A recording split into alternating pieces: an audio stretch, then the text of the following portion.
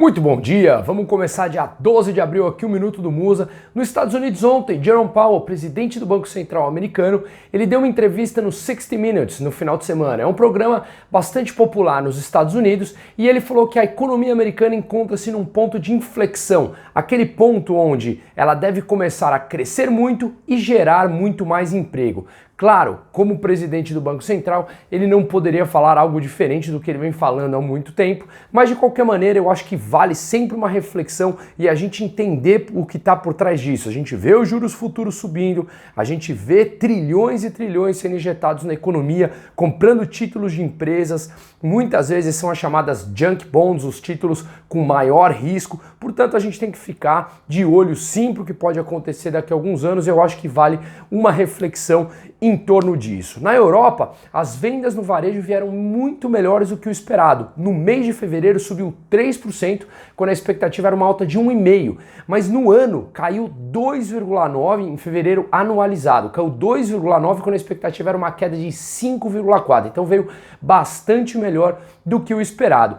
E dados na China, o financiamento social total chinês 3,3 bilhões, veio um pouquinho até abaixo do esperado, mas olha que interessante, o chamado M2, que é todo o dinheiro em circulação na mão das pessoas, mais os depósitos de curto prazo, poupança, fundos de investimento, título público de liquidez, ele cresceu 9,4% em março.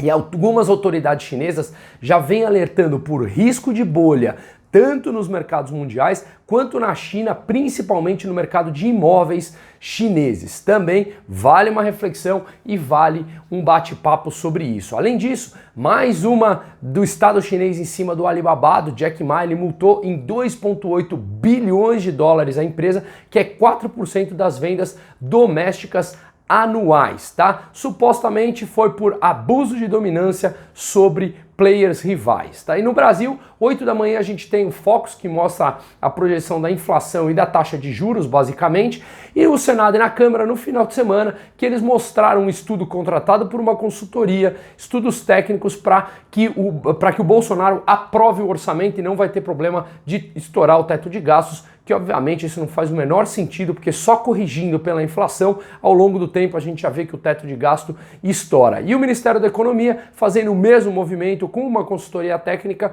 mostrando que ele recomenda o veto, mesmo que parcial, de alguns trechos, porque senão o presidente pode incorrer de crime de responsabilidade. Agora veja, o Ministério da Economia, a Câmara e o Senado, o Lira e o Pacheco, querem que aprove, aí o presidente pode incorrer de crime de responsabilidade fiscal e um possível impeachment. Só que o impeachment depende da aprovação e da Câmara, que o presidente teria aprovado o que veio da Câmara também, né? O orçamento que veio da Câmara. Ou seja, é tudo um sistema, como eu bato aqui na tecla, desculpa ser repetitivo, para dar errado ou para dar certo para os poucos que estão lá em cima, e basicamente são o pessoal do legislativo como um todo e do judiciário, executivo, é tudo uma mistura de três poderes que funciona para poucos que está ali. Eu acho que é importante eu não quero que isso aqui seja um canal só de eu divulgar as notícias, senão é fácil, eu leio simplesmente as notícias que pode acontecer no Brasil e no mundo, mas a gente abrir um canal de comunicação, um canal de diálogo, um canal de realmente de discussão,